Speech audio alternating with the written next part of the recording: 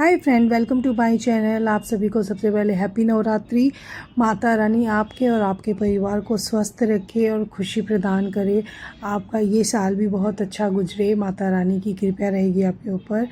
और ये आज है नवरात्रि का पहला दिन, तो मैंने काम वाली को अपने बुला के सुबह ही साफ़ सफाई करवा ली थी, क्योंकि जूठे घर में पूजा नहीं करते हैं। और यहाँ अभी मैंने पंडित जी को भी बुलाया है। जब तक वो आ रहे हैं तब तक मैंने पूजा की तैयारी जो कर ली है। और जो है ये सुबह के 6:30 बज रहे हैं। अब पंडित जी के आते ही होंगे। उन्होंने 6:30 का ही टाइम दिया था।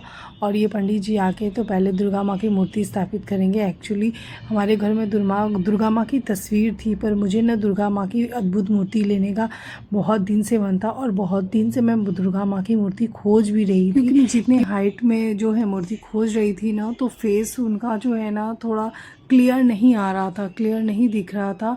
तो यहाँ मुझे कल एक मूर्ति मिली थी, तो मैंने कल ही उसको ख़रीद ली थी। और मैंने सोचा ही था कि नवरात्रि के फर्स्ट डे से मैं मूर्ति स्थापित कर दूँगी पूजा करवा के, क्योंकि 2 साल जो है नवरात्रि में ऐसे ही हो जा रहे थे, कुछ न कुछ कारण बस मैं नहीं ले पा रही थी।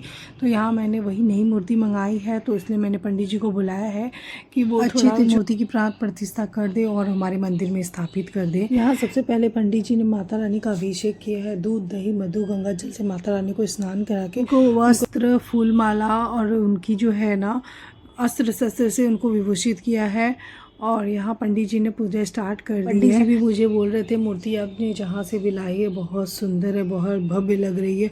और मुझे सच में दिल से बहुत खुशी हो रही है, क्योंकि मैं जैसा चाहती थी मेरी दुर्गा माता वैसी ही आई है मेरे घर में नवरात्रि के दिन। तो मुझे इतनी खुशी हो रही थी ना कि मुझे मेरे आँखों में बीच बीच में ना आंसू आ जा रहे थे।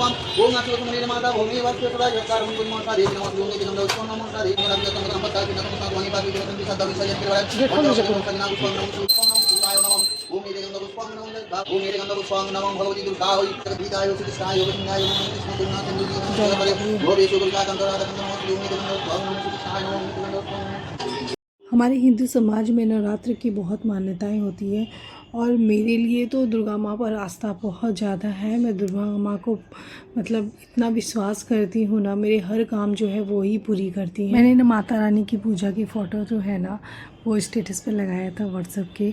तो मेरे आस पड़ोस वालों ने देखा, बोला तुमने मूर्ति नहीं लाई हो और बैठाई हो क्या, क्योंकि माता रानी बहुत सुंदर लग रही थी। तो फिर वो आए थे मेरे घर में मूर्ति देखने, बोला बहुत सुंदर लाई हो, कहाँ से लिया, मैं भी लूँगी। मैं नवरात्रि की कलश नहीं बैठाती हूँ, बेसिकली सब कलश बैठाते हैं, पर मेरे बच्चे अभी छोटे छोटे हैं तो मेरे घर में लहसुन प्याज भी बन जाता है। तो इसकी वजह से भी मैंने अभी कलश बैठाना स्टार्ट नहीं किया है। जब मेरे बच्चे थोड़े बड़े हो जाएंगे, थोड़ा स्कूल वगैरह का टेंशन कम होगा, तो फिर मैं भी सोच रही हूँ कि मैं भी कलश बैठाऊँगी। जैसे मैं 9 दिन जो है ना माता रानी की पाठ करती हूँ, पूजा करती हूँ, आरती करती हूँ। पंडित जी ने माता रानी की आरती कर दी, और देखिए ज्योत कितनी प्रज्वलित हो रही है और कितनी अच्छी लग रही है। मुझे सब कुछ देखने में बहुत पॉजिटिव वाइब आ रही है मेरे अंदर। मूर्ति मैं मंदिर के अंदर ही बैठाने वाली हूँ, बट ना सब कुछ अचानक से हो गया, तो थोड़ा सेटिंग नहीं कर पाई थी। मुझे भी गणेश लक्ष्मी को थोड़ा शिफ्ट करना होगा, मंदिर में थोड़ी जगह बनानी होगी, तभी मैं शिफ्ट कर पाऊँगी। तब तक जो है ना मूर्ति मैंने मंदिर के ऊपर स्थापित करवा दिया है। ये स्थापित पंडित जी ही करके गए थे। मैंने बोला नहीं, आप अपने हाथों से ही करो। पूजा पाठ हो जाने के बाद मुझे भी थोड़ी हड़बड़ी थी, क्योंकि आज स्कूल उन लोगों का लास्ट था बच्चों का, और रिज़ल्ट आउट था, तो इसलिए मैं वहाँ पर भी हमें दोनों जन को जाना था। दोनों की रिज़ल्ट टाइमिंग जो है एक ही हो गई थी रोल नंबर के अकॉर्डिंग। 23 है अधिका का रोल नंबर, 26 है जो संभवी का रोल नंबर। इसलिए संभवी की क्लास में उसके फादर चले जाएंगे, और जो है अधिका के क्लास में मैं चली जाऊंगी। यहाँ रास्ता भी बहुत जाम था, तो थोड़ी लेट हो गए थे हम लोग, पर ऑलमोस्ट टाइम पे पहुँच गए थे हम लोग स्कूल। अधिका के क्लास में एक एक पेरेंट्स को बुला के उनकी प्रॉब्लम जो है समझना और बताना जो है पेरेंट्स को कर रहे थे। फिर उसके बाद रिज़ल्ट लेके मैं बाहर आ गई हूँ। तो आज पार्क ओपन था स्कूल का, तो सभी बच्चे पार्क में थे, कभी पार्क में झूलने चली गई थी। चलो चलो मना ले रहे, चलो उल्टा इस साइड।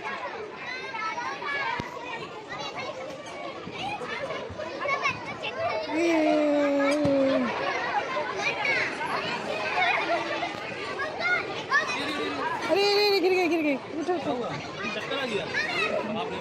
अधिका चलो खेले मारे क्या चीज है।